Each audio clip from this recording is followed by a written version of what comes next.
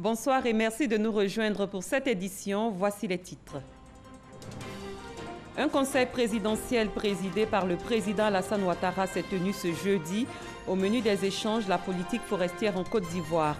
Il a été surtout question de l'état des lieux du couvert forestier dans le pays. Pour faire face aux catastrophes en saison des pluies, une rencontre interministérielle s'est tenue. Les maires d'Abidjan ont été mis en mission. Les zones à risque vont être identifiées afin de déguerpir les populations.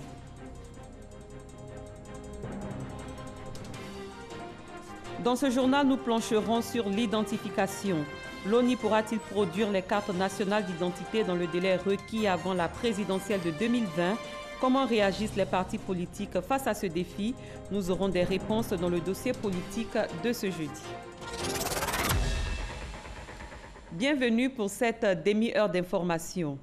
La politique forestière en Côte d'Ivoire était au cœur d'un conseil présidentiel tenu aujourd'hui. Il était présidé par le chef de l'État Alassane Ouattara. Ce conseil visait à faire l'état des lieux du couvert forestier dans le pays. Alexis Ouedraogo. La situation est alarmante. Le couvert forestier ivoirien est passé de 16 millions d'hectares en 1960 à 3,4 millions d'hectares de nos jours. Le président de la République a décidé de prendre ce problème à bras-le-corps. Il a convoqué un conseil présidentiel sur la politique forestière. Objectif, faire l'état des lieux du couvert forestier en Côte d'Ivoire, mais aussi définir une nouvelle politique de préservation, de réhabilitation et d'extension des forêts afin d'assurer une couverture forestière d'au moins 20% du territoire national contre 11% aujourd'hui. Nous avons perdu près de 80% de notre couvert forestier en Côte d'Ivoire. Et il est question aujourd'hui de prendre des mesures pour réhabiliter ces forêts-là, faire une extension de nos forêts existantes, mais surtout de les protéger. Alors, il est question, avec cette nouvelle politique, de faire en sorte que nos forêts classées soient recouvrées le plus rapidement possible. Et pour cela, il y aura bien sûr des mesures qui seront mises en œuvre le plus rapidement possible de déguerpissement, mais aussi de recasement quand cela est nécessaire, mais il faut que la population prenne conscience du besoin de préservation de nos forêts et de réhabilitation de ces forêts-là. Un vaste programme de sensibilisation sera élaboré et mis en œuvre pour que toutes nos populations et tous nos partenaires soient non seulement informés mais conscients que la Côte d'Ivoire a décidé aujourd'hui de recouvrer l'ensemble de son couvert forestier. Le chef de l'État a instruit le gouvernement de mettre à la disposition du ministère des Eaux et Forêts les moyens nécessaires à atteindre les objectifs à lui assignés, à savoir préserver la biodiversité, améliorer le cadre de vie des populations, mais surtout et aussi contribuer au respect des engagements internationaux auxquels la Côte d'Ivoire a souscrit. Comment faire face aux catastrophes en cette saison des pluies? La question était abordée par le comité interministériel mis en place et les maires d'Abidjan. La rencontre visait aussi à réfléchir à l'identification des zones à risque afin de déguerpir les populations. Les élus ont été mis en mission. Un plan de 530 milliards de francs CFA a été validé par le gouvernement pour lutter contre les inondations. Abou Sanogo. Le gouvernement engagé à faire face aux catastrophes nées des pluies diluviennes. Une séance de travail au ministère de l'Intérieur et de la Sécurité entre le comité interministériel, les structures opérationnelles impliquées dans la gestion des catastrophes, de la protection civile et des sinistres, élargie aux maires de communes du district d'Abidjan. Le sens de cette rencontre, demander l'engagement des maires devant les situations de catastrophes. Plusieurs mesures sont annoncées par le gouvernement pour épargner des vies humaines et limiter les dégâts. Dans chaque commune aujourd'hui, au moins une formation sanitaire est prévue pour pouvoir accueillir, n'est-ce pas, en cas de besoin, et toute personne étant, n'est-ce pas, dans une situation de détresse de par les questions de catastrophes liées à cette saison des pluies. Le ministère de la Promotion des Jeunes également va, en relation avec les services socio-culturels des différentes mairies, désigner des points focaux dans chacune des communes. Ces points focaux vont coordonner les activités des bénévoles. Il est demandé aux maires, dans chacune de leurs communes, à titre préventif, de déjà identifier des bâtiments qui pourraient éventuellement recevoir, n'est-ce pas, des personnes en détresse. Au niveau du district d'Abidjan, cela se fera en 2 étapes. Les services techniques des communes vont être mobilisés selon un schéma d'accompagnement que les maires et nous-mêmes allons préciser. Parce que pour anticiper sur ce genre de questions, il est important que dans tous les domaines de l'activité de la ville d'Abidjan, nous ayons une participation profonde. Anne Ouloto appelle au civisme et annonce des opérations grand ménage. Nous allons organiser des opérations spéciales pour que chacun, dans son environnement immédiat, s'assure que son caniveau n'est pas bouché. Pour que chacun collecte les pneus qu'on retrouve dans les caniveaux. Les maires d'Abidjan s'engagent eux aussi à jouer pleinement leur partition. Le gouvernement a annoncé la mise en place progressive d'une police de l'environnement et d'une police de la construction et de l'urbanisme dans le cadre des mesures arrêtées pour faire face aux catastrophes liées aux pluies diluviennes. Pour prévenir les catastrophes, le PNUD et le Japon viennent de mettre plus de 2 milliards de nos francs à la disposition de la Côte d'Ivoire. Ce fonds va permettre de renforcer les capacités des acteurs de la protection civile dans le pays. C'est le ministère de l'Intérieur qui a abrité ce jeudi la signature de convention. Nous restons avec Abou Sanogo pour le compte-rendu. Ces poignées de main pourraient être déterminantes pour la protection civile en Côte d'Ivoire. En signant cette convention, le programme des Nations Unies pour le développement et le Japon entendent se tenir aux côtés de la Côte d'Ivoire pour mieux répondre aux défis de la sécurité des populations et ceux de prévention des catastrophes telles que les inondations. Nous avons un programme de l'ordre de 5 millions de dollars qui sera donc destiné à renforcer les capacités de l'ONPC, à former les agents de l'ONPC, mais les agents également chargés de la protection civile. Alors tout ceci participe au programme de transition qui a été mis en place au lendemain de la fin de la mission de l'ONUCI, visant à accompagner le gouvernement pour relever certains défis liés donc, à la conservation de la paix. L'un des axes de notre coopération, de soutenir la Côte d'Ivoire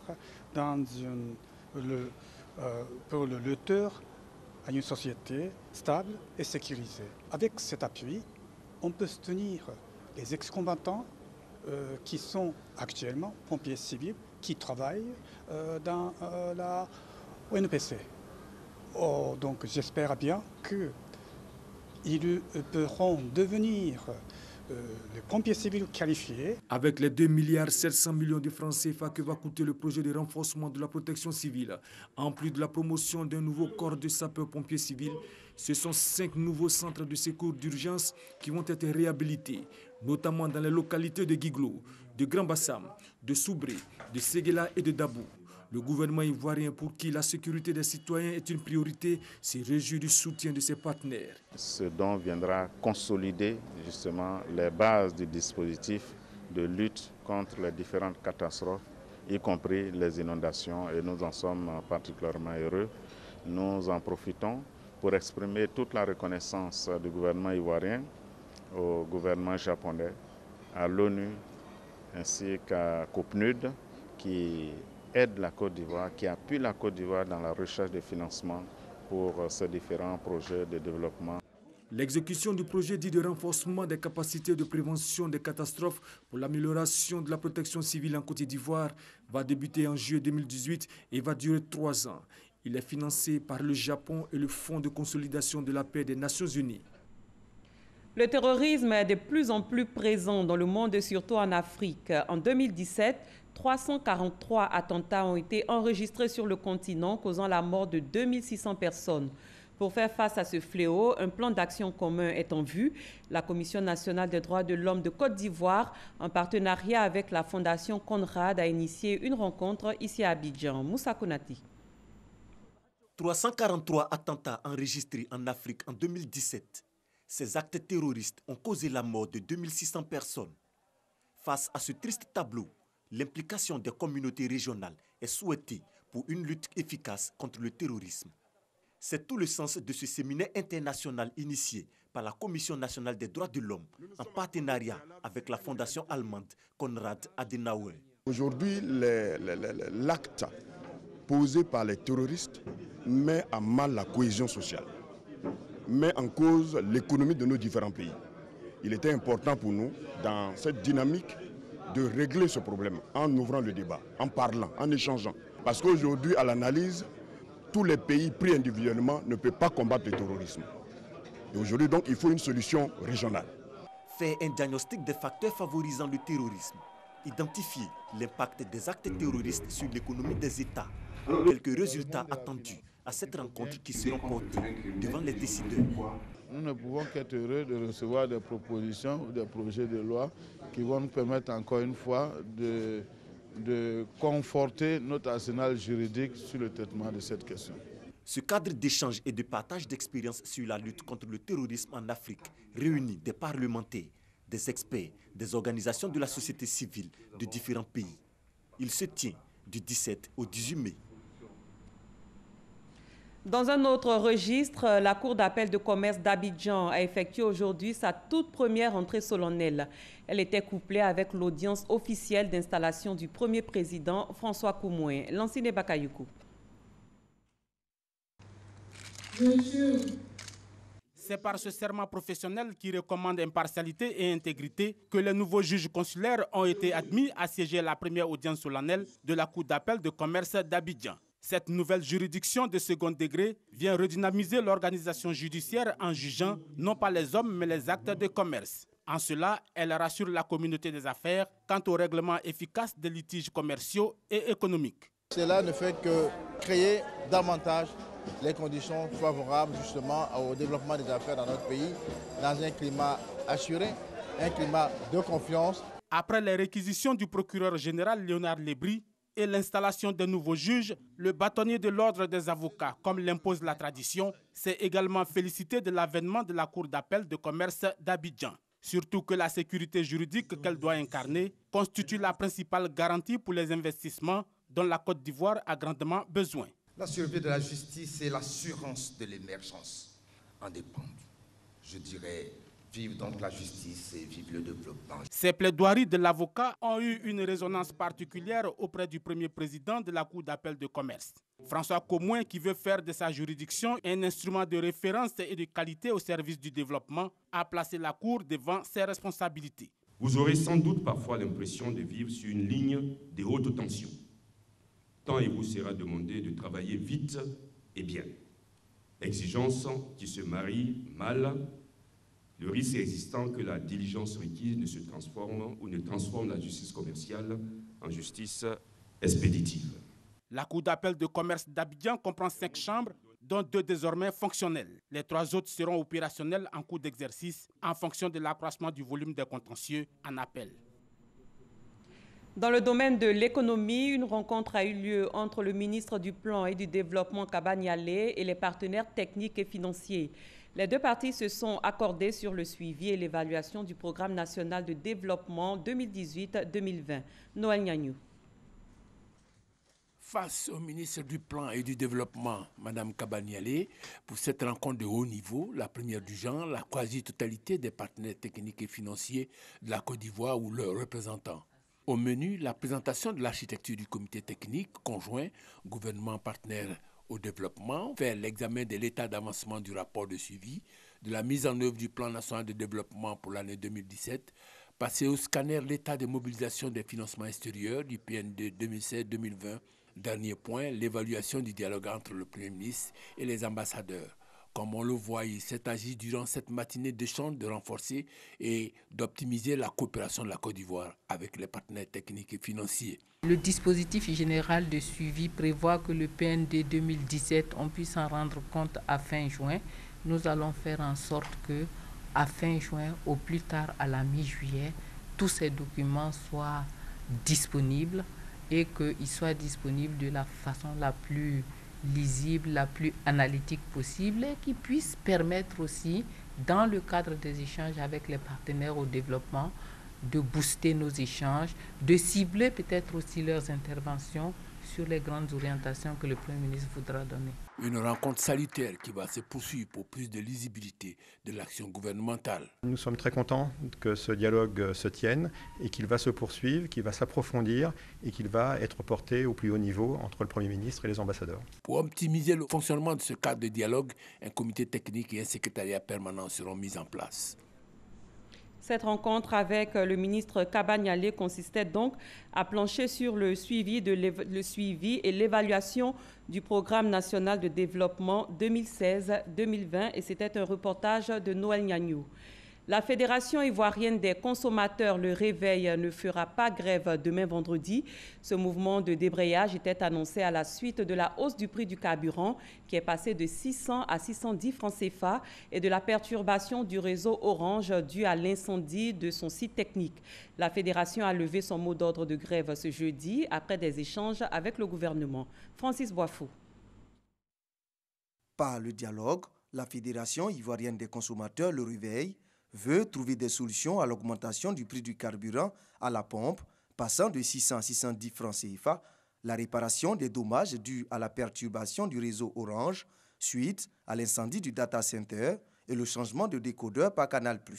La Fédération menaçait d'observer une grève à compter de vendredi 18 mai par un sit-in dans les stations-service. Nous avons eu une rencontre avec M. le ministre du Commerce, de l'Artisanat et de la Promotion des PME qui a pris en compte nos revendications avec la promesse d'y trouver des solutions idoines.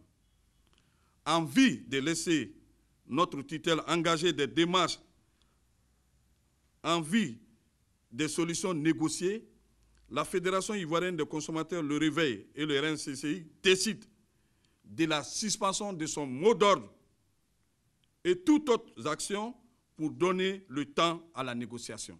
Le gouvernement est attentif aux préoccupations des populations et travaille à une amélioration de leurs conditions de vie, rappelle le directeur général du commerce intérieur. Nous avons mis en place le Conseil national de lutte contre la vie chère. Le Conseil national de la consommation vient d'être créé par le gouvernement.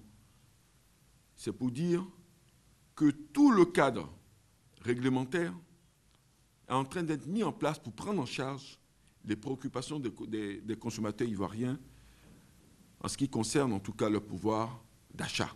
Aimé Kablan-Kwazan ajoute que le ministère du Commerce, de l'Artisanat et de la Promotion des PME reste ouvert au dialogue. Un mot de diplomatie. L'ambassadeur Roger Nyongo a présenté sa lettre de créance au président de la Russie, Vladimir Poutine.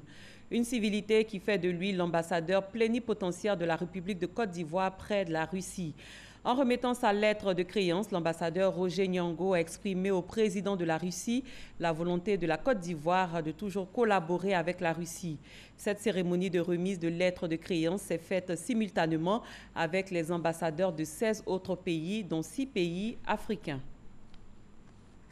Le dossier politique de ce jeudi s'intéresse à l'identification qui constitue un enjeu majeur pour la présidentielle de 2020. L'Office national d'identification sera-t-il à même de produire les cartes nationales d'identité avant ce délai, d'autant plus que toutes les cartes expirent en 2019? Qu'en pensent les partis politiques? Des réponses avec Gabriel Zani.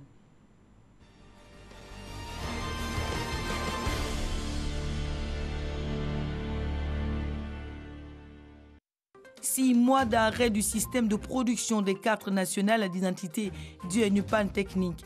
Selon le directeur général de l'ONI, l'Office national d'identification, le résultat du monde qui attend.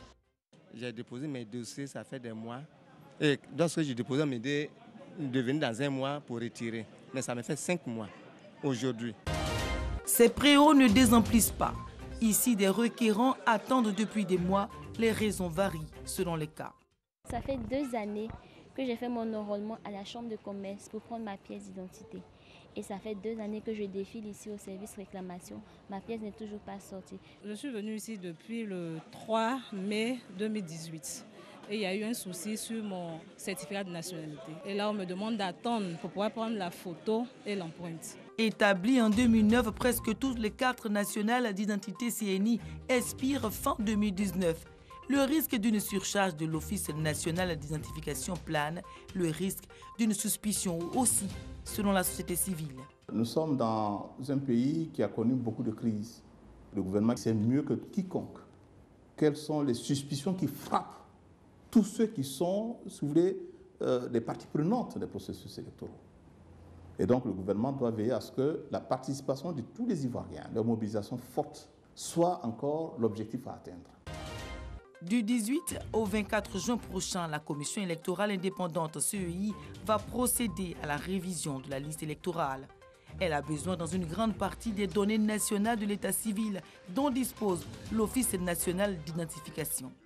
Nous avons forcément un lien avec l'Office national d'identification, premièrement parce que c'est l'Office national d'identification qui fournit aux Ivoiriens les pièces d'identité dont nous avons besoin pour faire nos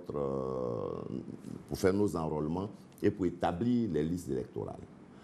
Ensuite, l'Office national d'identification nous fournit la liste des personnes décédées que nous devons extraire de la liste électorale. L'ONI et la CEI sont en collaboration constante car la première institution fournit à la deuxième les données statistiques nécessaires pour densifier, toiletter la liste électorale. Nous demandons à l'ONI d'aider les Ivoiriens en faisant son travail. Nous avons un objectif, nous, à la CEI. C'est la densification de notre liste électorale. L'arrêt de la production des cartes d'identité sur une longue période pourrait mettre à mal ce travail, ONI-CEI, selon l'opposition. Ce n'est pas en restant cantonné à Abidjan, sans démembrement suffisant à l'intérieur, sans un réseau informatique suffisamment développé sur l'ensemble du territoire, qu'on va embrasser les 26 millions d'habitants de la Côte d'Ivoire. Voilà. Donc l'ONI n'est pas dimensionné pour gérer efficacement la question de l'identification. Il est envisagé de changer de format, et le prototype, semble-t-il, n'est pas encore connu. Donc nous sommes dans une impasse totale qui risque de créer beaucoup de problèmes. Si vous êtes 25 millions d'habitants et qu'il n'y a que 5 millions qui vont choisir vos représentants, ça pose un problème de légitimité, c'est-à-dire que 20% seulement des citoyens ivoiriens sont inscrits sur la liste électorale. Au rassemblement des Républicains, ce retard ne touche en rien les campagnes de sensibilisation en faveur de l'identification des nouveaux majeurs. Nous sommes en ce moment à un grand ménage, c'est-à-dire au renouvellement des cartes de membres du parti, ce qui nous permet déjà de mettre à jour notre base de données. Et à partir de là, nos militants seront prêts à aller se faire enrôler. Depuis janvier 2018, avec 3 machines fonctionnelles, l'Office affirme être capable de faire face à ses obligations de production de cartes d'identité. Au jour d'aujourd'hui, je peux vous dire que nous avons produit près de 82 000 cartes d'identité qui sont en voie d'être distribuées ou qui sont en voie de convoiement dans les différents centres d'enrôlement du pays. En 2019, il n'y aura pas d'engorgement à l'ONI. Diakité Konaté va plus loin. Le RNPP est un système d'information qui a plusieurs composantes. C'est un système de gestion de l'identité, un système de gestion de l'état civil, un système de gestion des flux migratoires. Donc c'est l'ensemble de ces systèmes mis ensemble qui s'appelle le Registre national des personnes physiques, qui pourra donner une identité fiable aux individus. La mise en place du RNPP, le Registre national des personnes physiques, va faciliter les choses, une solution que soutient le RDR. L'ONI est en séminaire pour pouvoir mettre ce rapport en pratique. Et quand ce rapport national des personnes physiques sera opérationnel, je pense dans les mois à venir, définitivement le problème d'identification, de carte d'identité pour les Ivoiriens sera une page tournée. Le président du Front populaire ivoirien, Pascal Affi N'Guessan, ne désapprouve pas non plus cette idée de mettre en place le registre national des personnes physiques, mais il émet des réserves. C'est une bonne chose, mais quels sont les moyens qui sont dégagés? Quel est le temps qu'on se donne? Quelle est la structure qui est commise pour mener cette tâche? Le tout n'est pas d'avoir une bonne idée, parce que les idées, tout le monde en a. Le vrai problème, c'est voir comment on les met en œuvre. Le RNPP, une innovation qui aurait pu rassurer aussi la société civile, mais elle craint que ne soit sacrifiée sur l'autel de l'empressement la crédibilité de la liste électorale. On ne bâcle pas un enrôlement, on ne le précipite pas, on ne le boucle pas au pas de course, sans courir le risque d'être accusé d'avoir favorisé l'avènement de crises graves. Pour l'Office national d'identification, la question du temps ne se pose pas plus que celle des consommables pour produire les cartes d'identité. Et pendant que l'Office d'identification s'occupe à se donner les moyens, les partis politiques s'interrogent sur la capacité de l'ONI à honorer ses engagements. Autre chose à présent, le jeûne du Ramadan a débuté hier. Depuis 48 heures donc, les musulmans mettent en pratique ce 5e pilier de l'islam. Et selon notre reporter Ami Sissoko, la réussite du jeûne se résume en 5 points. Suivez son reportage. Le jeûne est une obligation pour tout musulman majeur en bonne santé et qui jouit de toutes ses facultés mentales. La femme en état de menstrues ne jeûne pas. Il appartient à la femme enceinte et à celle qui allait de ne pas jeûner. Le jeûne n'est pas obligatoire pour le voyageur et les personnes âgées. Le jeûne ne peut être valable sans l'intention et l'abstinence, deux règles fondamentales. L'intention doit être formulée chaque nuit ou une seule fois pour tout le mois, la nuit de la veille du Ramadan. Jeûner consiste à s'abstenir de manger, de boire et d'avoir des relations sexuelles. Cette abstinence s'étend de l'aube au coucher du soleil. Il est recommandé de rompre le jeûne avant la prière du Maghrib avec des dattes ou de l'eau et d'invoquer Dieu au moment de la rupture. La prise du repas de 4 heures du matin a aussi beaucoup de mérite, ainsi que la prière de Tarawih en groupe. Les actes qui sont tolérés pendant le Ramadan sont entre autres manger ou boire par oubli, par erreur ou par contrainte, le vomissement involontaire, l'utilisation de la pâte dentifrice, les injections intramusculaires ou intraveineuses qui ne jouent pas le rôle d'aliment. Se parfumer ou avaler sa salive n'empêche pas le jeûne. L'arrivée d'un liquide dans l'estomac par la bouche, le nez, l'oreille annule le jeûne, y compris les lavements et les vomissements provoqués. L'intention de rompre le jeûne, même sans manger ni boire, invalide le jeûne. Le mois de Ramadan a plus de mérite que tous les autres mois. Il est donc recommandé de multiplier prières, zikr, lecture coranique et les actes de bienfaisance.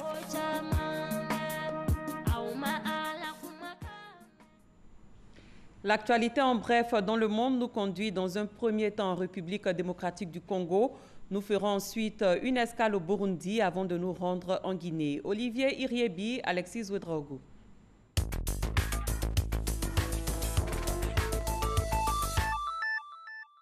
Près de 4,8 millions d'électeurs ont été appelés ce jeudi à se prononcer aux urnes sur le projet d'amendement de la Constitution de 2005. Le référendum constitutionnel est contesté par l'opposition burundaise. Il devrait permettre au président Pierre Nkurunziza de rester au pouvoir jusqu'en 2034 et s'approprier tous les pouvoirs. Une situation qui mettrait fin aussi à l'accord de paix signé en 2000 à Arusha. L'accord avait ouvert la voie à la fin de la guerre civile qui avait fait plus de 300 000 morts en 10 ans. Le scrutin enregistre une forte affluence selon les observateurs. 5400 doses, c'est le nombre de vaccins contre le virus Ebola qui vient d'être acheminé vers la République démocratique du Congo. En provenance de Genève, ces vaccins seront conservés à Kinshasa avant d'être distribués dans des conditions idoines dans les zones touchées par la maladie. Depuis la déclaration de la nouvelle épidémie, plus d'une vingtaine de personnes sont mortes. Un dernier cas a été détecté en ville, à Mbandaka. Pour l'Organisation mondiale de la santé, le risque de propagation de l'épidémie dans le pays est élevé. La RDC fait face à sa 9e épidémie d'Ebola depuis 1976.